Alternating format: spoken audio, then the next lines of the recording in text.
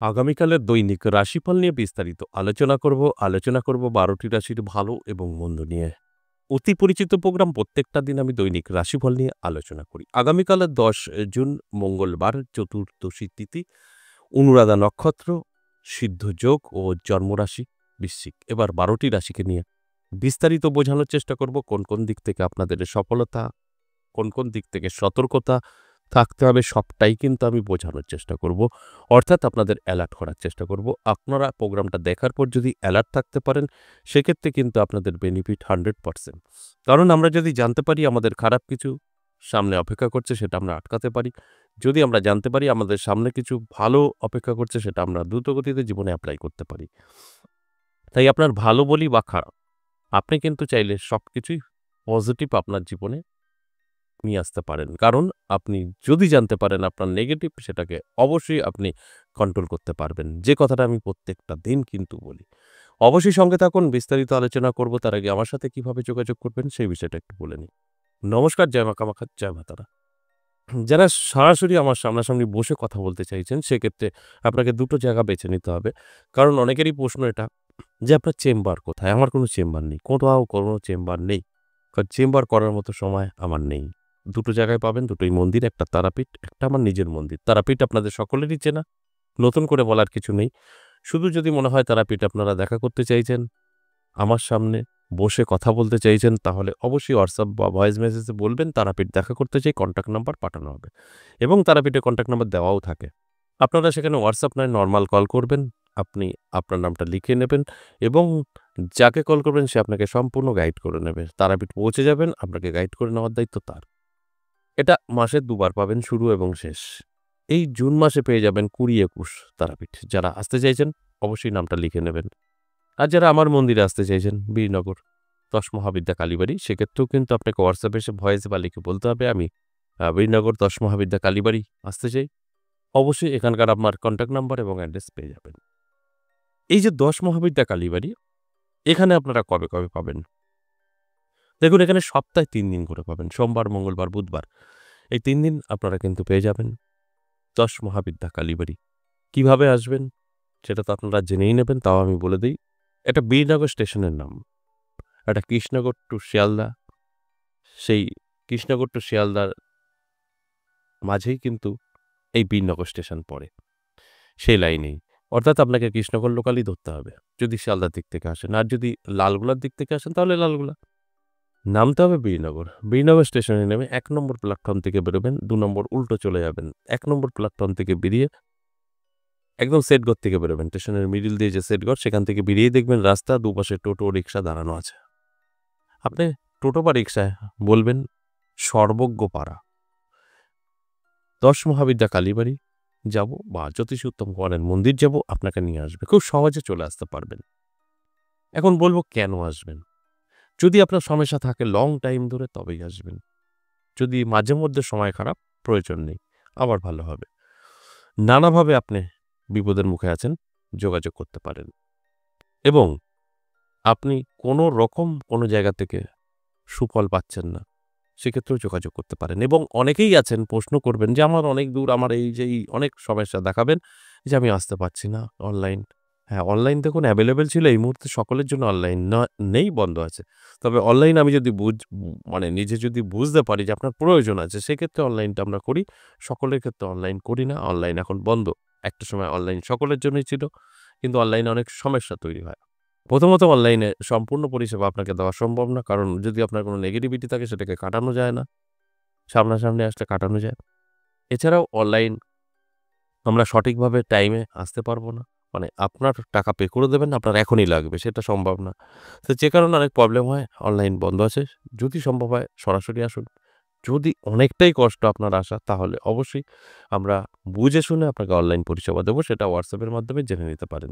এবার আসুন আজকের আলোচনার বিষয় সাপ্তাহিক, দৈনিক রাশিফল। এই দৈনিক রাশিফল নিয়ে আমি প্রত্যেকটা দিন আলোচনা করি এবং মেষ থেকে মীন রাশির বিস্তারিত আলোচনা করি, রাশি ধরে ধরে যে এই রাশির কি হতে চলেছে, এই রাশির কি হতে চলেছে, এই রাশির কতটা সতর্ক থাকবে, আমি কিন্তু বোঝানোর চেষ্টা করি। আর যাদের নিয়ে বলি তারা যদি মনে করে যে তারা সঠিকভাবে চলবে, অর্থাৎ আপনার ভালো কিছু বললাম আপনার রাশি, আপনি তাহলে খুব লাইট থাকতে হবে এবং চোখ কান খোলা রাখতে হবে। যদি সুযোগ আসে, হবে তো অবশ্যই সুযোগ আসবেই, সেটাকে গ্রহণ করতে হবে। সেক্ষেত্রে কিন্তু আপনি ভালো ফলাফল পাবেন। আর যদি ধরুন আপনার রাশির আমি নেগেটিভ বললাম, আপনাকে সম্পূর্ণভাবে গুটিয়ে নিতে হবে। কোনো রকম উত্তেজিত হওয়া যাবে না। মাথা ঠান্ডা রাখতে হবে। আপনি সেফ থাকবেন। তাই যদি আমরা জানতে পারি তাহলে কিন্তু আমরা সেফ থাকতে পারি। সব দিক থেকে আমরা কিন্তু কন্ট্রোল নিজেকে করতে পারি। আর সেই জানানোর কাজটাই কিন্তু আমি করছি। আশা করি বুঝতে পেরেছেন। তাহলে আসুন এক, এক করে এই রাশিগুলো বলি।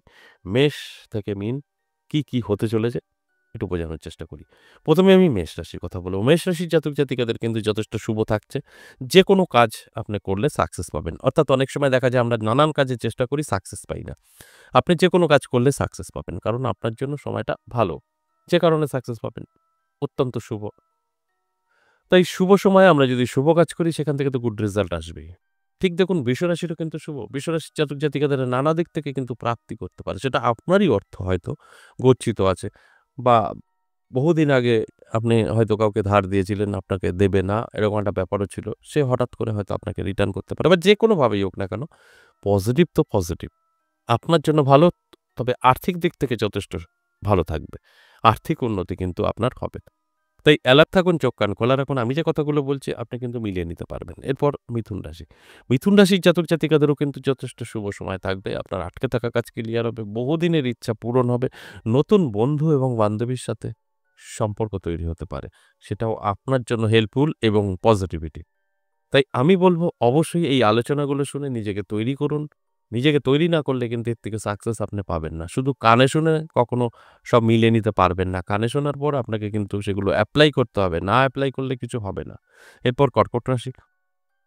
কর্কট রাশির ক্ষেত্রে আমি বলব অবশ্যই আপনার সতর্ক থাকতে হবে। কারণ আপনার উটকো ঝামেলা, টেনশন, দুশ্চিন্তার কারণ হতে পারে। এই উটকো ঝামেলা যেকোনো বিষয় নিয়ে হতে পারে। আপনার ব্যবসা ক্ষেত্রেও হতে পারে, বন্ধু-বান্ধবের সাথে হতে পারে বা বাড়িতেও হতে পারে। তাই এগুলো আপনি যখনই জানতে পারবেন, আপনি সেইভাবে চলবেন, সেইভাবে অ্যালার্ট থাকবেন, এগুলো কন্ট্রোল করতে পারবেন। কিন্তু না জানলে, না বুঝলে আপনি কন্ট্রোল কি করে করবেন?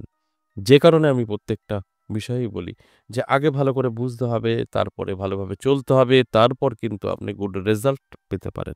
তার আগে কিন্তু কখনোই না। তাই আমি প্রত্যেকটা দিনই আপনাদের কিন্তু এই একই কথা বলি। এরপর সিংহ রাশি। সিংহ রাশির জাতক-জাতিকাদের কিন্তু যথেষ্ট শুভ থাকবে সময়। নানা দিক থেকে সুযোগ আসবে। আপনার কর্মে মন বসবে, মানসিকতা ঠান্ডা থাকবে, ভালো থাকবে। আপনি যেকোনো কাজে সাকসেস পাবেন। যখনই আপনার মানসিকতা ভালো থাকবে, ব্রেইনটা ঠান্ডা থাকবে, আপনার তো সেই যেকোনো কাজে সাকসেস হবেন, এ তো স্বাভাবিক বিষয়। তাই আপনার জন্য যদি আপনার সিংহ রাশি হয় যথেষ্ট শুভ এবং পজিটিভ। তাই অ্যালার্ট থাকুন, চোখ কান খোলা রাখুন। সময়টা কিন্তু আপনার যথেষ্টই ভালো। কন্যা রাশির ক্ষেত্রে বলব দারুণ সময়। কন্যা রাশির জাতক-জাতিকাদের যেকোনো দিক থেকেই হোক না কেন আর্থিক উন্নতি হবে চোখে পড়ার মতো। আর্থিক উন্নতি মানে আপনাকে অবশ্যই পজিটিভ এবং ভালো কিছু।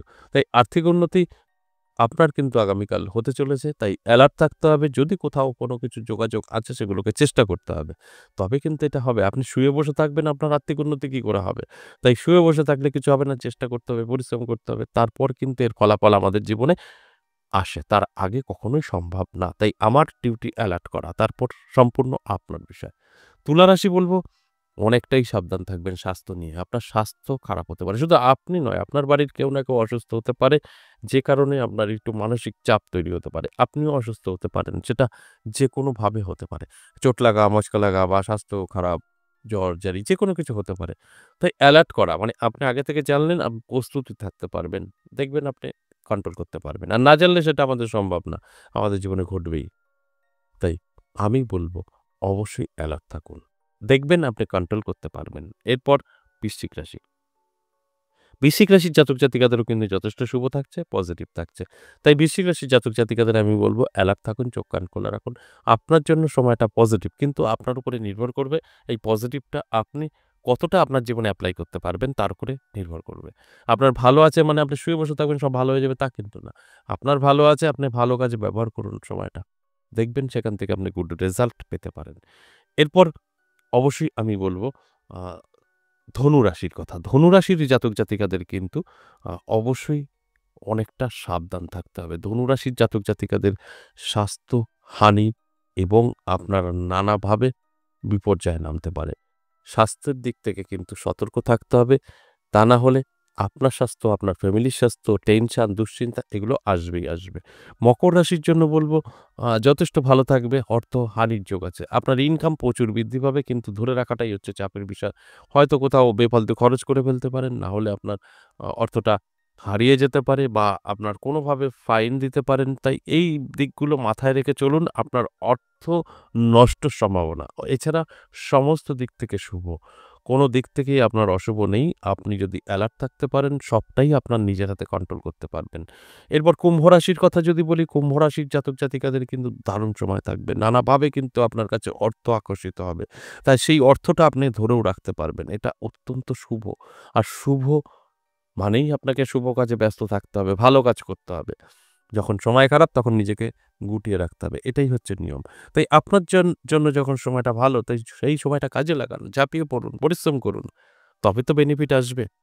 এরপর সর্বশেষ মীন রাশি, যথেষ্ট পজিটিভ থাকতে হবে। পজিটিভ থাকলে আপনি জীবনে অনেক কিছু করতে পারবেন। যদি কখনো নেগেটিভ আপনার মধ্যে বাসা বাঁধে, আপনি কিন্তু অনেকটাই পিছিয়ে পড়বেন। অর্থাৎ মিশ্র ফল মীন রাশির জাতক-জাতিকারা পাবেন। নিজের ব্রেনের উপরে, ব্রেন যতটা কাজ করবে, পজিটিভ আপনার জীবনে আসবে। যতটা নেগেটিভ কাজ করবে, ততটা আপনি ক্ষতির মুখে পড়বেন। তাই এলার্ট করাটা আমার দায়িত্ব, এরপর আপনার দায়িত্ব চলা। এই যে মেষ থেকে মিন ১২টি রাশিকে নিয়ে আলোচনা করলাম সম্পূর্ণ এভারেজ এবং সর্বজনীন। এখানে কারোর ব্যক্তিগত জন্মছক বা হস্তরেখা বিচার বিশ্লেষণ করে আলোচনা করিনি। তাই সেক্ষেত্রে দাঁড়িয়ে আপনার সাথে মিলবেই কথাটা আমি বলতে পারি না। 50% জাতক জাতিকাদের মিলবে, 100% আমি দিয়ে বলতে পারি। সকলের সাথে কখনো আমি কিন্তু বলতে পারব না। যার জন্মছক বা হস্তরেখা আলাদা, আলাদা হয়ে থাকে। বিচার বিশ্লেষণ করিয়ে নেবেন, সঠিক তথ্য জানতে পারবেন। আজ এ পর্যন্তই, আবার আসবো নেক্সট ভিডিও নিয়ে। ততক্ষণ ভালো থাকুন। নমস্কার।